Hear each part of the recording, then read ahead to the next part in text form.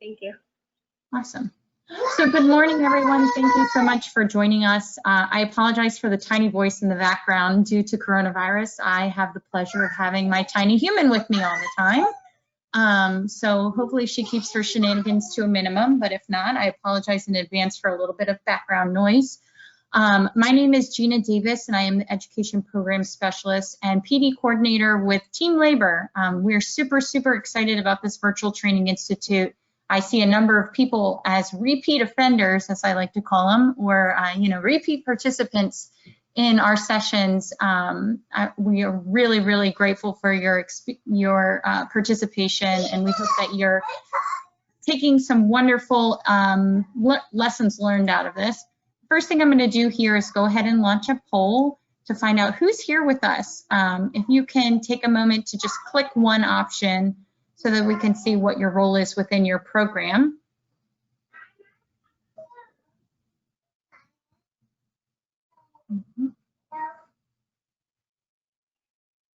Okay, great. So I'm going to share this with you so you can see. Half of our participants are ABE instructors. We have a few ESL instructors. Others might be people from our team and some instructional specialists. So that's wonderful. So thank you all for joining us today. We have Shauna Egan with us. She will be presenting on a timeline of important events in U.S. history. So if that's what you intended to see today, you are in the right place. All of our sessions will be recorded and available, including the PowerPoints, on our website at the completion of the Institute. During this presentation today, if you haven't joined us for a session yet, we will be utilizing the questions panel. If you have to ask any questions or share any comments throughout the presentation, we'll be monitoring that closely. But without further ado, Shauna, take it away. Thank you, Gina. Welcome, everyone. Thank you for attending today. This is the presentation of a timeline of important events in U.S. history. The reason that I decided to begin doing these activities and develop these activities for my students is that I noticed a lot of my students were coming in and they might have the name of different events and they might be able to identify a brief description of what they were, but they were missing the essential knowledge of different really significant background events, and also they really needed some help with understanding where the events happened in history and the order in which they occurred. I thought teaching this and having them have a basic understanding of these important events was a really big bang for your buck piece of knowledge, and it was also a prerequisite for many other important skills. When we were having conversations in class, I noticed that a lot of them might have difficulty getting to the higher order thinking skills, such as understanding cause and effect or understanding the perspective of different events in US history and people that have had experienced those events, because they really had a difficult time making the connections between the events and understanding the order. So I've been doing this for 3 sessions now, and I've found that as we continue practicing these skills, it's really helping us take this from the prerequisite knowledge to starting to have more in-depth conversations. As many of you are probably also experienced, I have a number of students that are returning students, and I have a number of students that are new each session. So I wanted to make sure that I developed and designed these activities in a way that I could repeat them and practice them for my returning students with slight tweaks and changes so that they didn't get repetitive, but also make sure that those new students coming in had an opportunity to practice these skills as well and develop that conceptual understanding. So let's take a minute to think and talk about what events do you think are the most significant in US history. This is a question I usually pose to my students, and it really helps us get the conversation going and start to brainstorm. So could you please type in the chat box or question box what events that you think are the most important? And I'll be looking for those.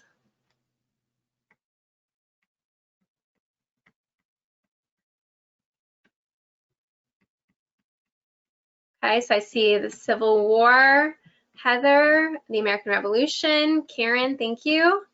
Wars, Holly, thank you.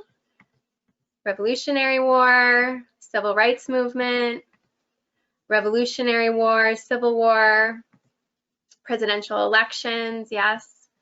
All of the world wars, Revolutionary War, Civil War, women's rights, civil rights. Thank you, Karen. Civics, Emancipation Proclamation. Thank you, Janice. A lot of American revolutions, Industrial Revolution, Boston Tea Party, all of the wars, Constitution.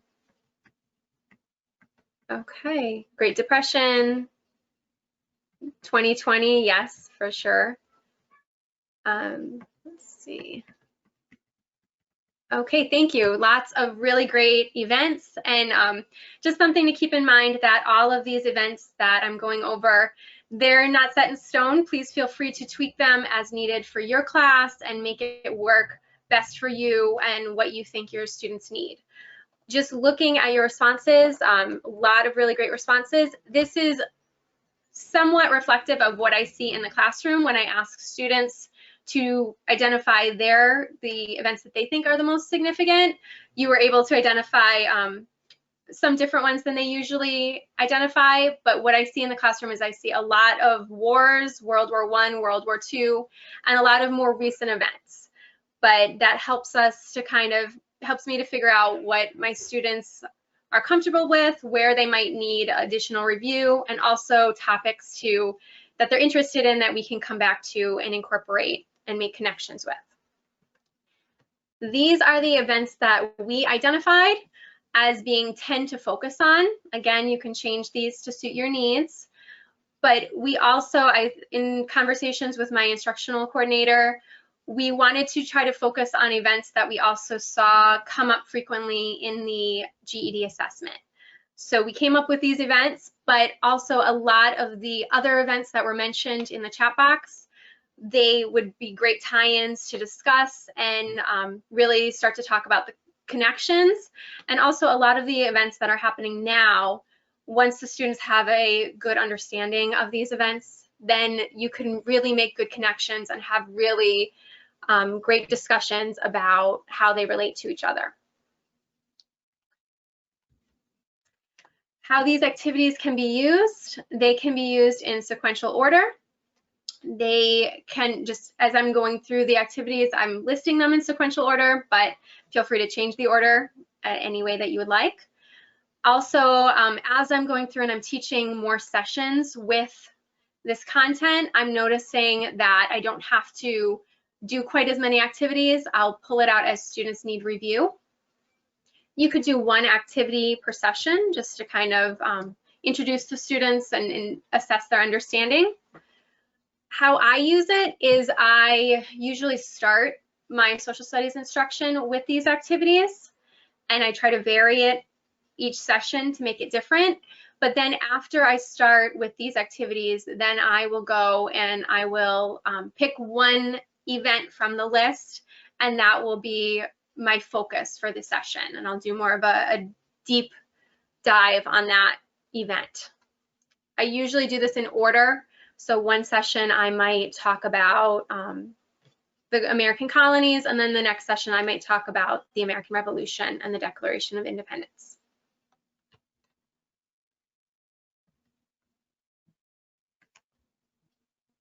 Okay, some skills that are incorporated into these are timelines and number lines. So you can kind of tie into math and make that cross-curricular connection. Also dragging and dropping or copying and pasting. Those are resources and features of the GED assessment. So I like to introduce both of those technical skills to my students so that they have an opportunity to practice those skills and they're able to utilize those resources when it comes to the GED assessment. Also using a search engine to locate important information. We go over how to do that and how to verify your answer with multiple sources and how to look for reputable websites. Also, it's nice for them to get a chance to collaborate with peers. And we also practice paraphrasing when they take the event description and they put it into their own words.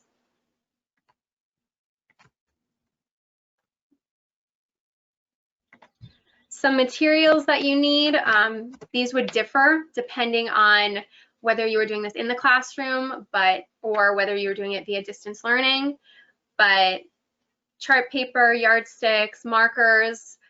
Another thing to consider is that you want to have a way of distributing the electronic assignments to your students. I do that using Google Classroom, but you could certainly use another learning management system, or if you didn't have access to that, you could also use email and send the assignments as an attachment. You would have to take some time to teach the students how to send you back an attachment and how to access attachments.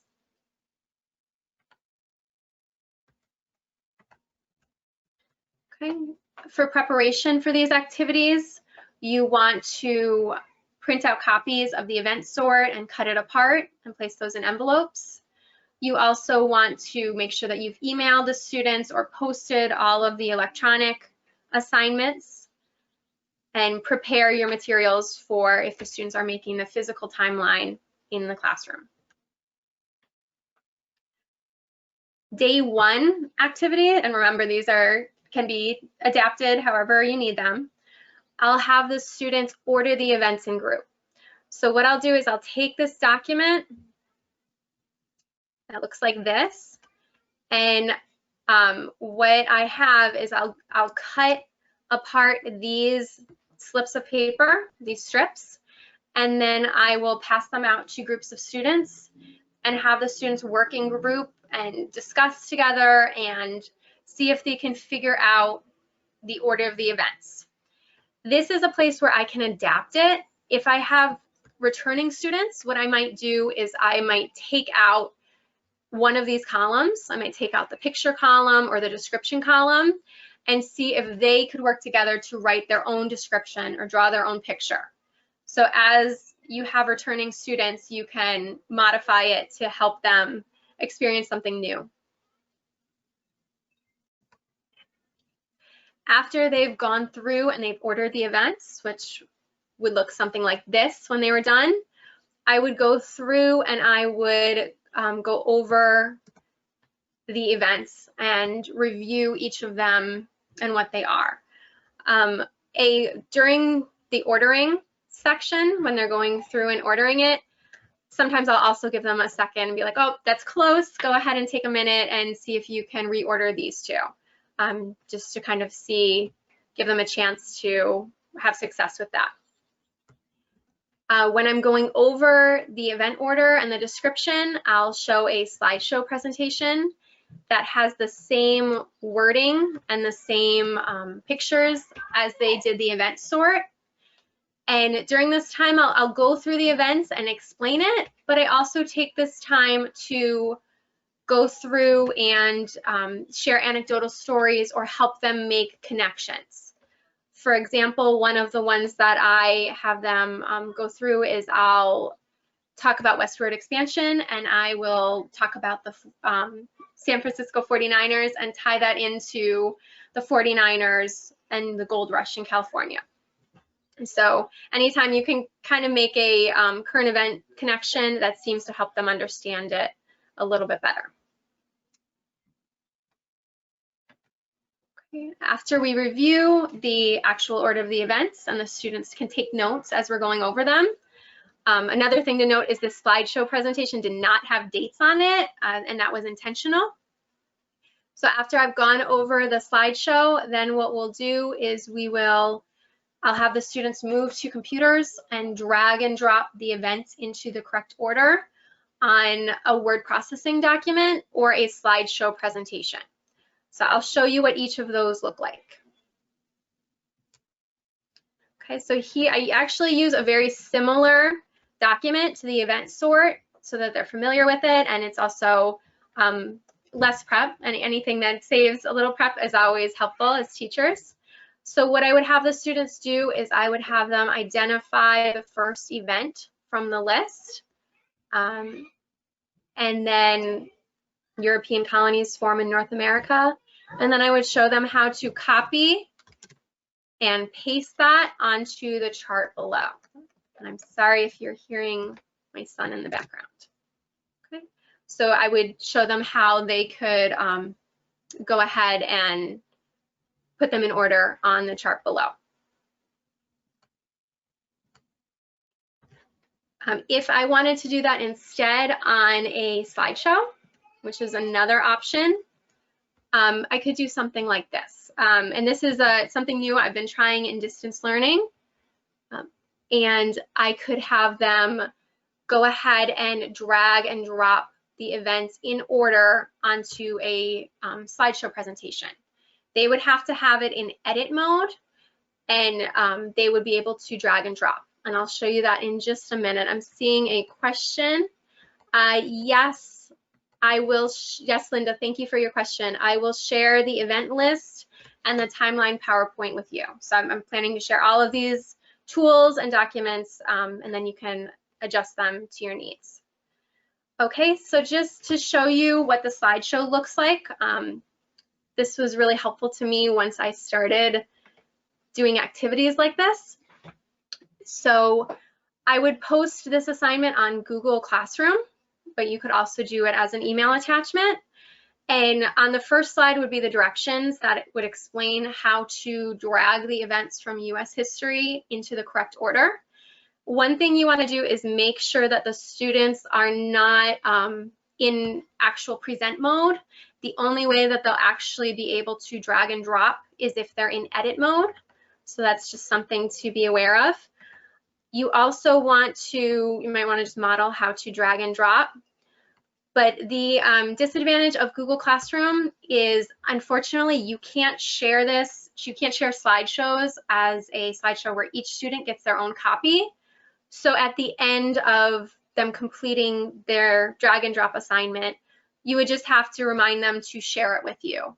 They could click on the share rectangle in the corner, and they could share it with your email address, and that way you'd be able to get in and give them feedback.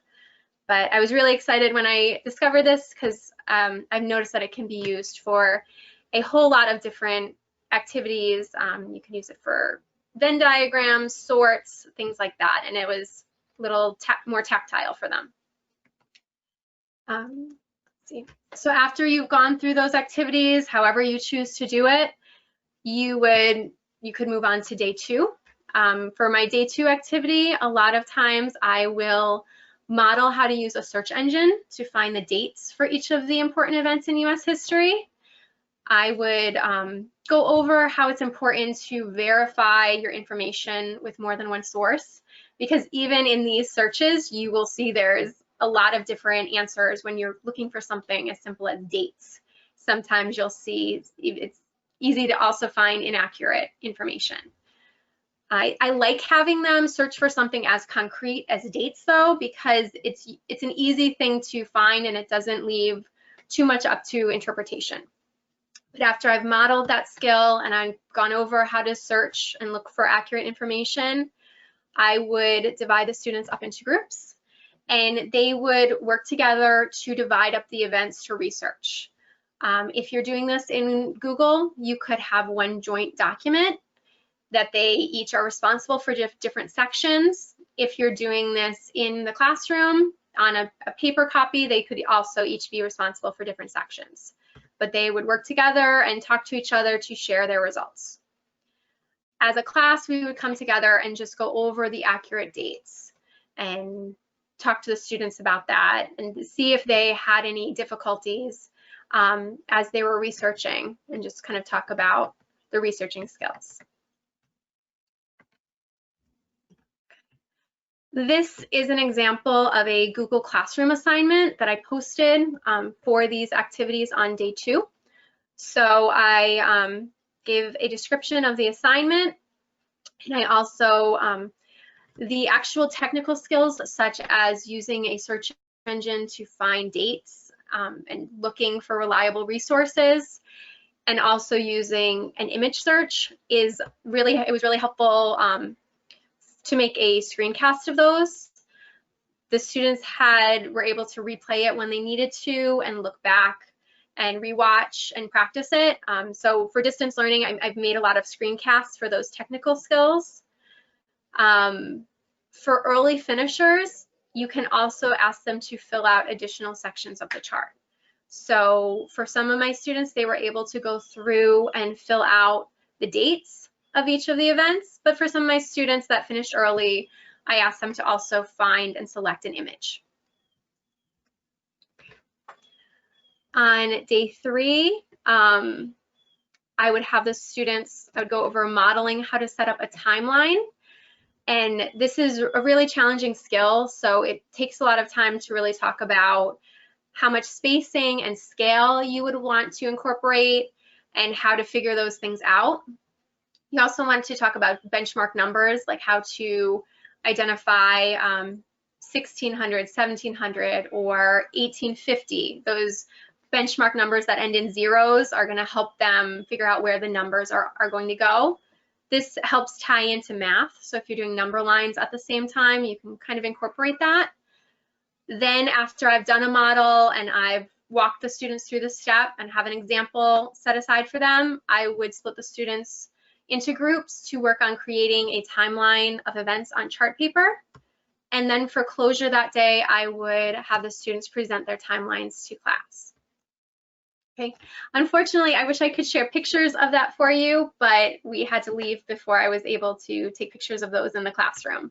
But the students did a really nice job, and I think it helped really solidify their understanding by making that timeline.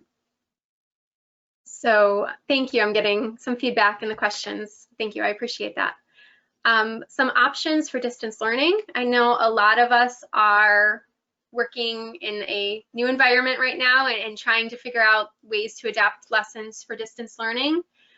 I've been doing this thing as well in distance learning in my classroom. Instead of having the students sort the paper events, they could complete the drag and drop assignment multiple times, as many times as needed. Another thing I've done, just as a quick warm-up, quick review, is just as my warm-up for class, list the events out of order on a screen in my slideshow and just have them type in the chat box the events in order. I've also had students complete an online timeline at the website Read, Write, Think Timeline Creator, and I'll show you that in just a moment. I think it's important to model those technical skills using search engines, copy paste, dragging and dropping as much as you can. And also having students collaborate using a learning management system such as Google Classroom can also help make this more collaborative in a distance learning setting. Let's take a minute to think about this question. I know we're working in different environments now, but how would you see yourself using these activities differently in distance learning versus in person? If you could just go ahead and type that into the chat box.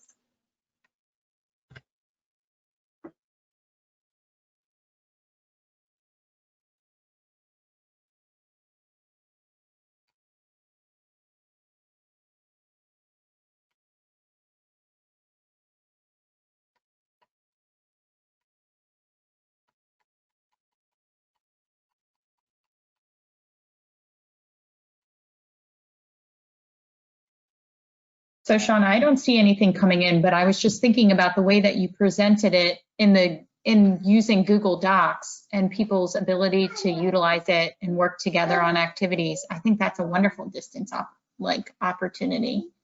Thank you, Jean. I'm seeing a couple of things. Let's see. So students couldn't ask questions and get an immediate answer.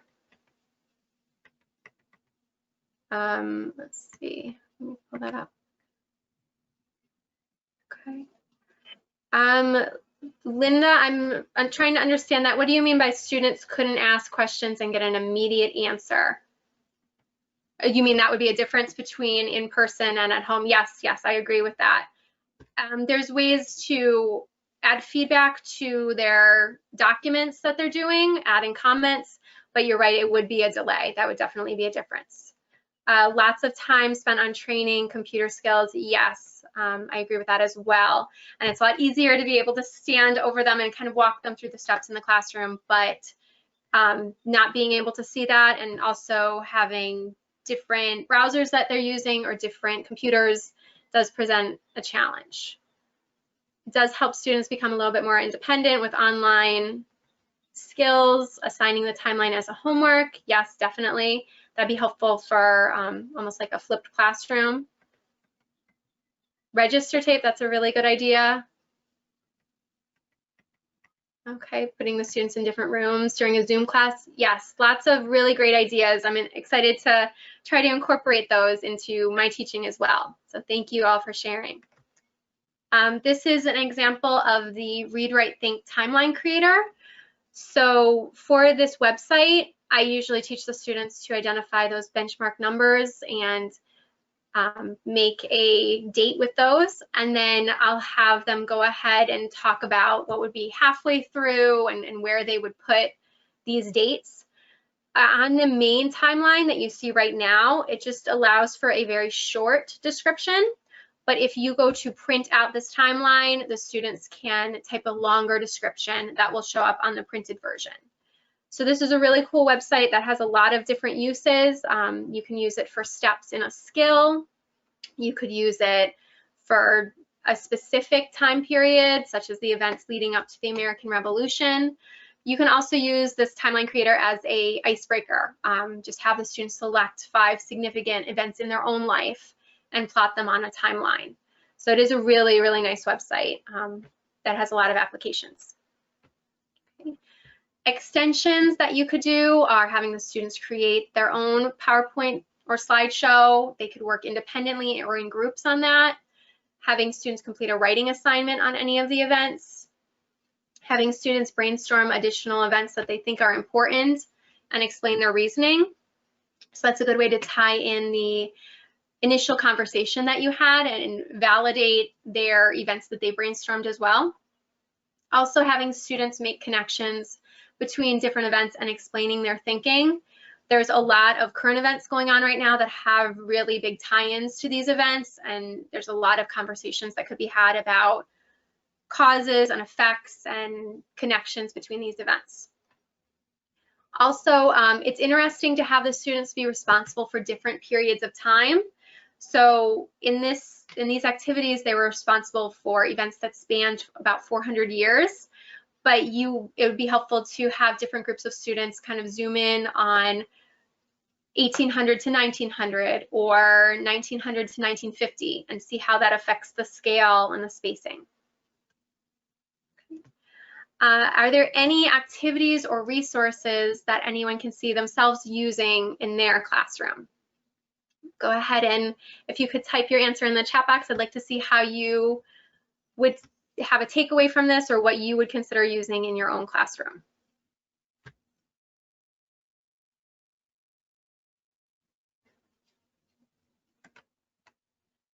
Okay, organizing the timeline activity. Thank you, Anna.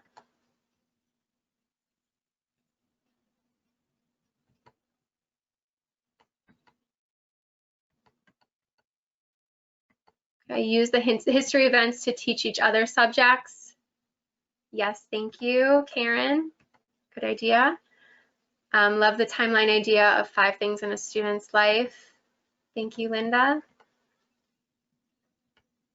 Okay. Lynn said to use the picture timeline cards activity. I would use creating a slideshow presentation of events as a project. Yes, it's a really helpful project and incorporates a lot of computer skills when they're creating their own slideshow. Timeline activities, read, write, think, collaboration. Okay, thank you all for your feedback. I'm getting some ideas from reading about how you might incorporate it as well. Does anyone, and I'm trying to look through my question box, does anyone have any questions for me on any of these resources or how I use any of the activities?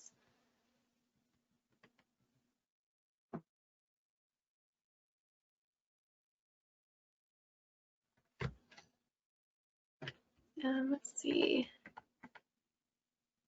I'm seeing some more ideas. Assign specific times in US history or for ESL from their home country to share with class. I really love that idea. Looking forward to getting them to review. Okay, great.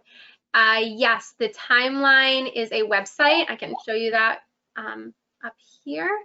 If you look for readwritethink.org timeline activity, this will come up. It does require Flash, so just something to be aware of, making sure your students know how to activate that and enable it on their computer. But if you just click get started, it allows you to go ahead and walk them through the timeline. So you can organize your timeline by date, time, or event. So there's a lot of different. I also shared it in the chat box too for everyone, Shauna, so that they can directly access the link for you. Okay, great. Thank you, Gina. Mm-hmm. Okay, I'm looking for any other questions. Yes, I can post the websites used and the online resources, maybe incorporate it into a game. That's a really good idea, Heather. I've also seen GimKit is another website that would allow for quick review of this, as well as Kahoot. You could also do quick review using either of those websites. After they get the events down, you could throw in important documents. Yes, that's so important for all the primary sources and documents that they need to know for the GED assessment. Thank you. Okay, if I'm missing anything, I apologize. Any questions? If you do have additional questions, you can please feel free to contact me. My email address should be up on the screen right now, segan@carrollcc.edu.